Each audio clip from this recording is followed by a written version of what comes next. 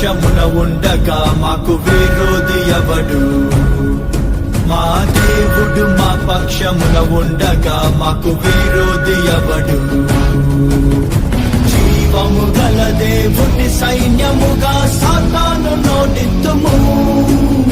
జీవము గల దేవుని సైన్యముగా సాతాను నోటిత్తుము. యుద్ధము యెహోవాదే.